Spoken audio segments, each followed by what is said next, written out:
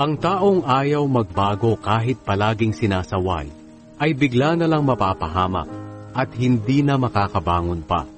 Kapag matutuwid ang namamahala, nagdiriwang ang madla. Ngunit kapag ang nangunguna ay masama, sila'y lumuluha.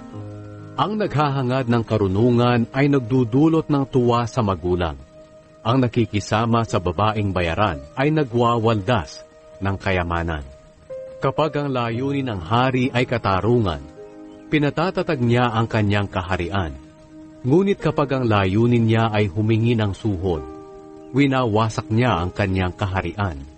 Ang taong nagkukunwaring pumupuri sa kanyang kapwa ay may pinaplanong masama.